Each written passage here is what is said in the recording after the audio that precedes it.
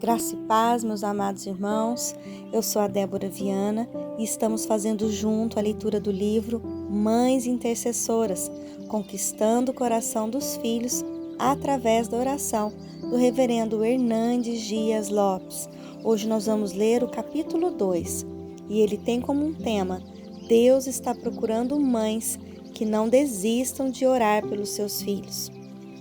O caminho da oração, embora glorioso, não é fácil de ser percorrido. Muitos que se propuseram a ter uma vida fervorosa e intensa de oração desistiram no meio do caminho. Às vezes é fácil começar, difícil é perseverar na oração. Não gostamos de orar. Orar é um dos mais árduos exercícios espirituais.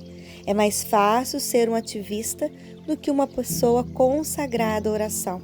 Orar é uma das mais renhidas batalhas que travamos. Muitos são aqueles que falam de oração, mas poucos são os que oram. Muitos pregam sobre a oração, mas poucos são os que oram. Muitos são aqueles que dizem crer no poder da oração, mas poucos são os que oram efetivamente. Talvez você já tenha perdido o ânimo de orar. Talvez sua vida de oração seja tão pobre quanto a vida espiritual que você leva. Talvez você já teve uma vida de oração mais fervorosa, mas agora seu coração está seco e sua vida sem frutos. Talvez você se lembre dos dias em que sua alma banqueteava na presença de Deus e hoje há um vazio em seu coração. Talvez você já foi uma reparadora de brechas, uma intercessora, mas agora você está como uma vinha murcha, precisando de restauração. Talvez você já lutou com Deus em favor dos seus filhos, já chorou por eles, já jejuou em favor deles e batia constantemente junto aos portais da graça, clamando a Deus pela restauração dos seus filhos. Mas hoje você não está enfraquecida, sem esperança e sem ânimo para prosseguir. Mônica orou cerca de 40 anos pela conversão de seu filho Agostinho. Ele era um jovem devasso e completamente resistente ao Evangelho. Ela jamais desistiu de esperar um milagre de Deus na vida do seu filho. Noite e dia, ela clamava a Deus pela conversão dele. Depois de quase 40 anos de luta, de choro, de oração, Agostinho foi convertido. Ambrósio, amigo da família, disse que um filho de tantas lágrimas não poderia se perder. Agostinho foi o maior expoente da igreja entre o período dos apóstolos e os reformadores. Ele foi o maior teólogo que a igreja já produziu depois do apóstolo Paulo, fonte de inspiração para os grandes luminares da teologia reformada como Lutero e Calvino. A Bíblia fala de uma mãe que se apresentou a Jesus para clamar em favor de sua família. Ela era uma gentia, ela era uma estrangeira. Sua filha estava possessa de um espírito maligno, padecendo nas mãos iníquas dos demônios. Aquela mãe estava desesperada. Então, no auge da sua angústia, ela vai a Jesus. Ela encontrou vários obstáculos, mas perseverou em sua busca e não abriu mão da libertação da filha. Em primeiro lugar, ela enfrentou a rejeição dos discípulos de Jesus que queriam que o mestre a despedisse. Ela foi rejeitada por aqueles que deveriam acolhê-la. Ela foi incompreendida por aqueles que deveriam cercá-la de cuidado e amor. Ela foi expulsa por aqueles que deveriam abraçá-la. Em segundo lugar, ela enfrentou o silêncio de Jesus. Diante do seu clamor, o Senhor nada lhe respondeu. O silêncio do Mestre, muitas vezes, é pedagógico. O silêncio de Jesus tem uma expressão poderosa e eloquente. O silêncio de Jesus testa a nossa tempera espiritual, prova o grau da nossa perseverança. Em terceiro lugar, ela enfrentou a demora de Jesus. Jesus não atendeu de imediato. Ela não foi atendida no tempo que queria. A demora de Deus, às vezes, nos exercita no caminho da perseverança na oração. Em quarto lugar, ela revelou profunda humildade em sua oração. Jesus disse que não é lícito tirar o pão dos filhos e lançá-los aos cachorrinhos.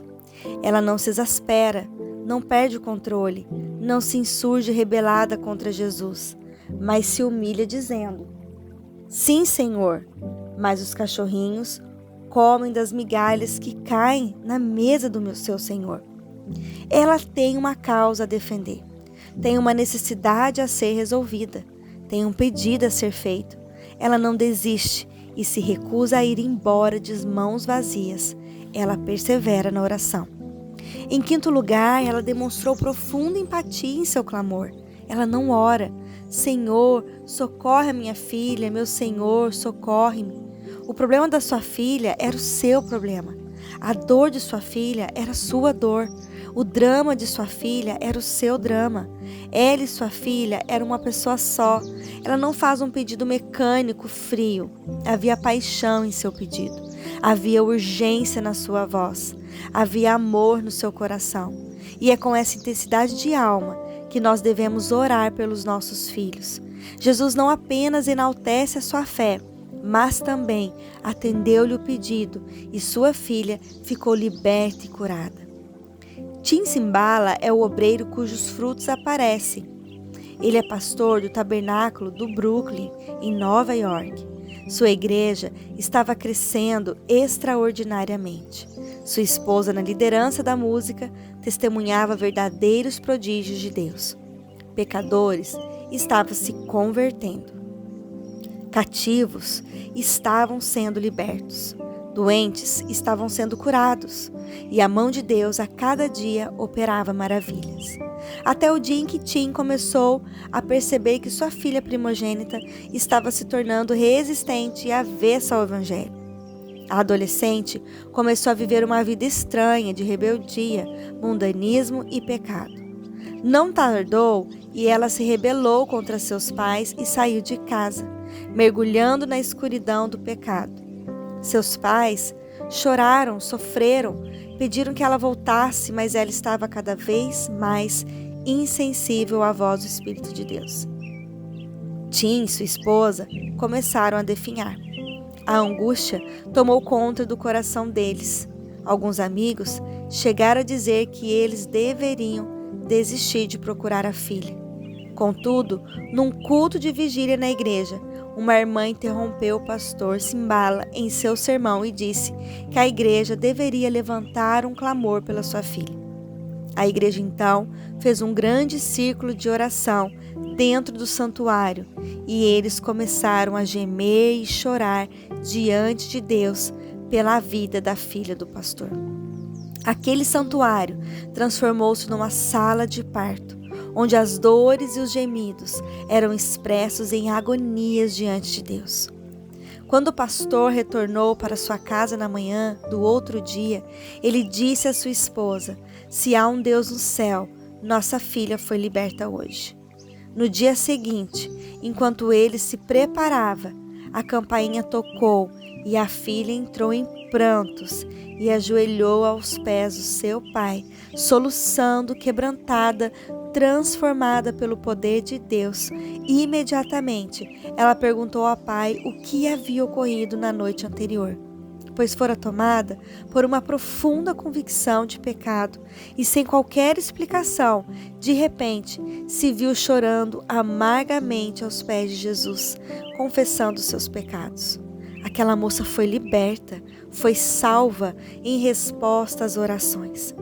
Não desista de orar pelos seus filhos. Não abra mão de vê-los no altar de Deus. Você não gerou filhos para o cativeiro. Você não gerou filhos para a morte. Você não gerou filhos para povoar o inferno. Seus filhos são herança de Deus. Eles são filhos da promessa. Lute por eles, chore por eles, ore por eles, jejue por eles, até vê-los como coroas de glória nas mãos do Senhor. Devemos ter paciência com eles e jamais abrir mão da vida deles. Se seus filhos errarem, perdoa-os. Se eles fracassarem, restaure seus filhos. A águia nos ensina a jamais desistir dos nossos filhos. Nossos filhos são herança de Deus, são filhos da promessa. Não geramos filhos para o cativeiro, nem para a morte. Nossos filhos são de Deus e não podemos descansar até vê-los como coroas de glória nas mãos do Senhor. Não cesse de orar pelos seus filhos. Não descanse, nem dê a Deus descanso. Isaías 62, de 6 a 7. Ainda que hoje seus filhos estejam longe de Deus, vivendo fora do centro da vontade de Deus, fazendo aquilo que é abominação aos olhos do Pai, ainda que a restauração dos seus filhos pareça impossível, continue se colocando na brecha em favor deles. Nenhuma gota das suas lágrimas será desperdiçada. Deus é poderoso para transformar os seus filhos, tirando deles o coração de pedra e lhes dando um coração de carne. O que aos homens é impossível é possível para Deus. Não aceite passivamente a decretação da derrota da sua família. Não desista dos seus filhos.